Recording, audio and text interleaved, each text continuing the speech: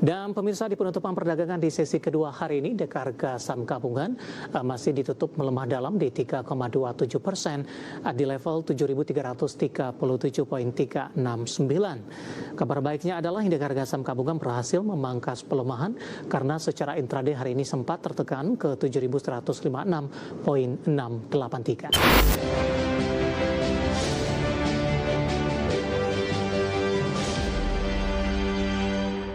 Terima kasih untuk Anda yang masih bergabung bersama dengan kami, dan di segmen ini kita akan review jalannya perdagangan di hari ini. Dan kami ingatkan kembali Anda masih bisa berpartisipasi di WhatsApp interaktif seperti yang tertera di layar televisi Anda nantinya. Dan saat ini kami sudah terhubung melalui Zoom bersama dengan Bapak Dharma Putra Hendy Santoso yang merupakan IHAB YB Sekuritas Sudirman. Kita akan langsung sapa saja. Pak Hendy, selamat sore. Apa kabar, Pak? Selamat sore Pak Dev, kabar baik. Terima kasih Pak Hendy sudah meluangkan waktu di IDX Channel. Di perdagangan awal pekan, Pak, indeks harga saham gabungan tampaknya masih melanjutkan pelemahan dalam secara intraday. Tadi sempat ke 7.100-an dan beberapa menit jelang penutupan masih melemah, bisa dikatakan cukup dalam, tapi sudah terbatas dan kembali diperdagangkan di atas level 7.300-an. Analisis Anda? Baik. Untuk IHSG secara teknikal kita melihat memang dia bikin new low, ya. Secara mid term memang kelihatan IHSG sudah downtrend. Akan tetapi ini saya melihat ada potensi IHSG membuat higher low baru dengan time frame yang besar. Sehingga kalau saya melihat secara Fibonacci bahwa IHSG mantul di level 7.177 dengan support kuat itu di level 6.840, ya. Jadi semoga aja nggak sampai sana, ya. Cuman secara short term IHSG memiliki resisten di level 7.481 sampai 7.547. Kalau itu berhasil di break, maka IHSG ada potensi menguat kembali ke level 7.800. Baik, dari sisi pola Pak, jangka pendek dan menengah dengan tekanan dalam yang masih terus berlanjut hingga ke 7.100-an, masih di zona downtrend? Betul. Secara teknikal memang ini sudah masuk ke area downtrend, tetapi kalau kita melihat secara candlestick pattern, hari ini membentuk pola hammer. Kalau besok dia berhasil close new high, di mana kalau dia besok bisa close di atas 7.342 atau 7.400, maka IHSG ada potensi untuk menguat kembali. Tapi kalau nggak bisa, lebih baik wait and see dulu.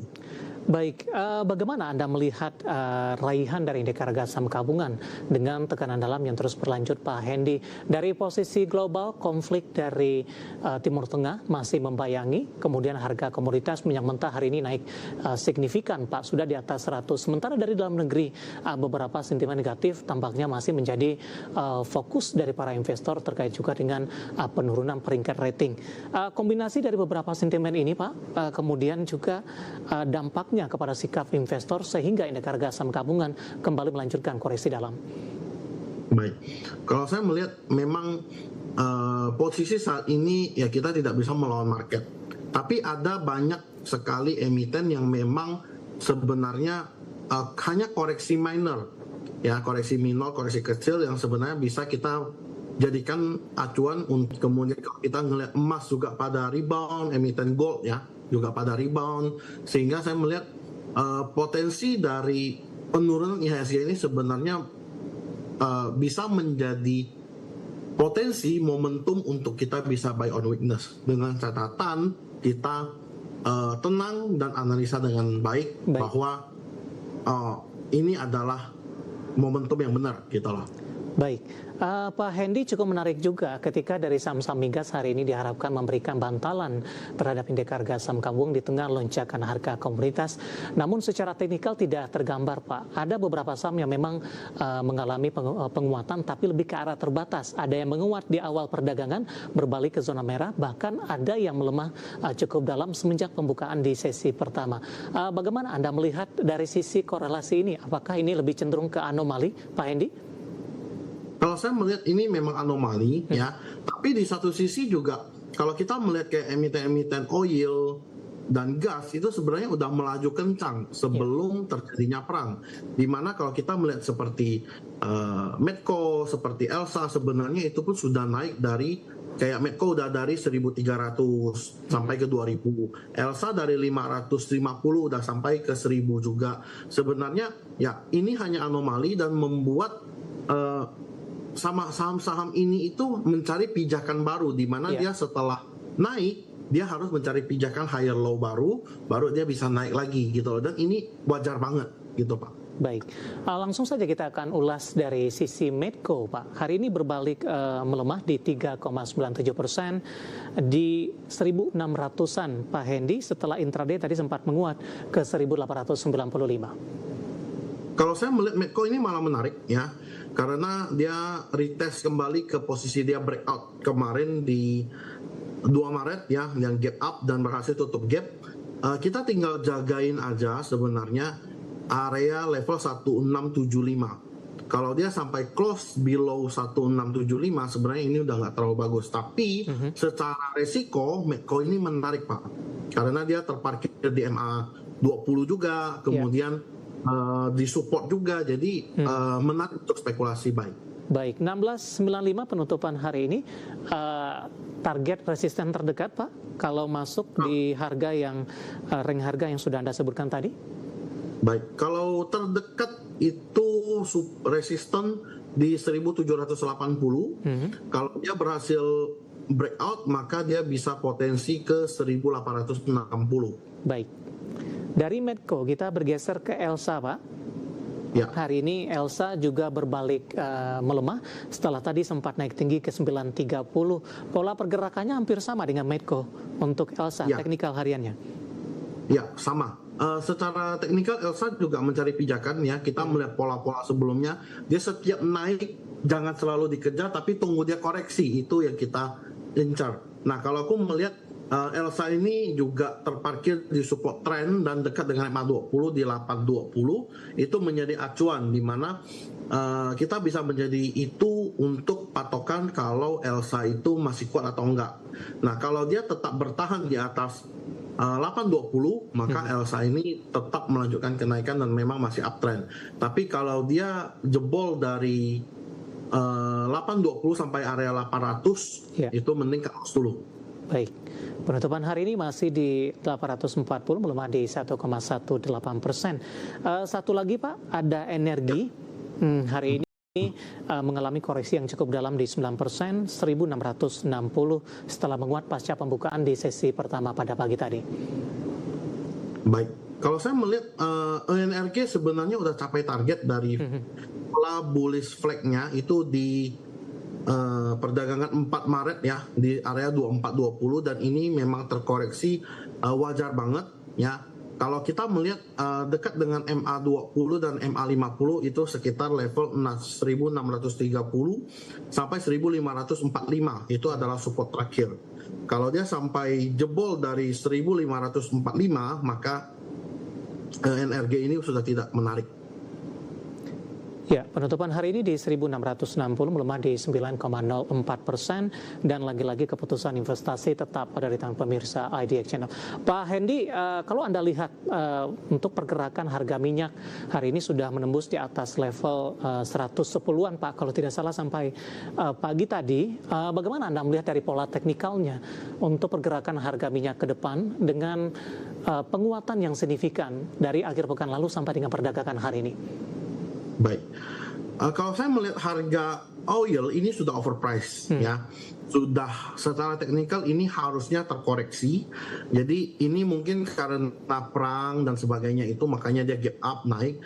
Secara saya melihat ini harusnya dia turun dulu ya, maybe ya ke level 80 maybe ya, level 80 ada support kuat 80 sampai 84 itu ada support. Harusnya dia koreksi ke sana dulu, baru nanti kalaupun ternyata memang perangnya tidak mereda, baru dia akan mantul. Tapi saya berharap perangnya bisa mereda, oilnya bisa turun, sehingga ekonomi bisa membaik lah. Baik, dampak ke inflasi seperti apa Pak? Nah, ini ada pengaruh pasti. Kalau kita melihat inflasi karena oil naik, otomatis harga minyak pasokan minyak itu beli itu pasti lebih mahal. Otomatis ada potensi bulan depan itu kenaikan harga BBM lagi kita di Indonesia. Tapi kalau kita ngelihat harga inflasinya kita, harusnya ini kalau kita berkaca pada sebelumnya mungkin ada kenaikan, tapi tidak sesignifikan yang ada, karena saya melihat perang ini harusnya tidak lama, harusnya. Nah, jadi ini hanya anomali saja, ya kita tinggal tunggu aja sampai memang market sudah mulai mereda, kemudian kondisi global sudah membaik, ya baru kita pelan-pelan cari entry. Jangan terlalu kita buru-buru. Baik, apakah hal ini berlaku juga untuk saham-saham big cap, Pak, yang hari ini kembali menjadi pemberat indeks harga saham gabungan? Jadi tidak berdasarkan dari sisi saham komoditas ataupun saham lainnya. Apakah big cap juga berlaku? Saham big cap saya melihat kayak big banks, BNI malah kuat ya. BNI-nya malah kuat, bagus ya. Kalau saya melihat untuk BNI hari ini menguat ya, hijau, tutup di zona hijau. Support terakhir itu di 4130 untuk BNI. Cut loss di bawah 4000. Nah, ini menarik karena seperti pola yang ada, setiap dia kena level 4000, 3900 dia pasti mantul. Baik. Nah, jadi menurut saya untuk BNI ini menarik, termasuk juga BMRI. Baik. Mandiri. Itu menarik. Pak Hendy, kita hold terlebih dahulu, Pak. Saya akan coba sampaikan update penutupan perdagangan di sesi kedua hari ini dan juga beberapa informasi grafis yang berhasil dihimpun oleh tim redaksi kami. Dan pemirsa, di penutupan perdagangan di sesi kedua hari ini, indeks harga saham gabungan masih ditutup melemah dalam di 3,27% di level 7.337,369. Kabar baiknya adalah indeks harga saham gabungan berhasil memangkas pelemahan karena secara intraday hari ini sempat tertekan ke 7.156,683. Kita akan coba lihat posisi penutupan beberapa indeks lainnya. Langsung saja kita ke grafis yang pertama, pemirsa. Kita akan coba lihat posisi dari MNC 36, Jakarta Islamic Index, dan juga ada LQ45.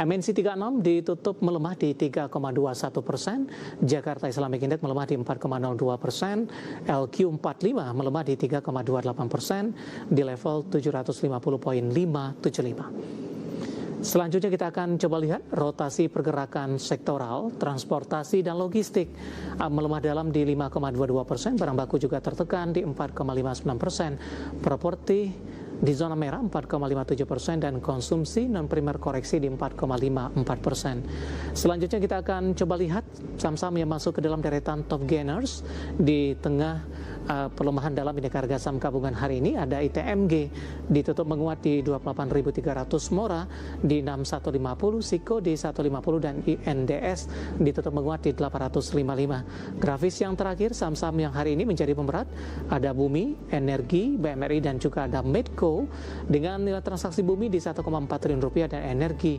melemah di transaksinya di 1,1 triliun rupiah di tengah tekanan dalam yang terjadi hari ini. Semoga bisa menjadi referensi untuk Anda, terutama dalam menghadapi perdagangan untuk hari selanjutnya.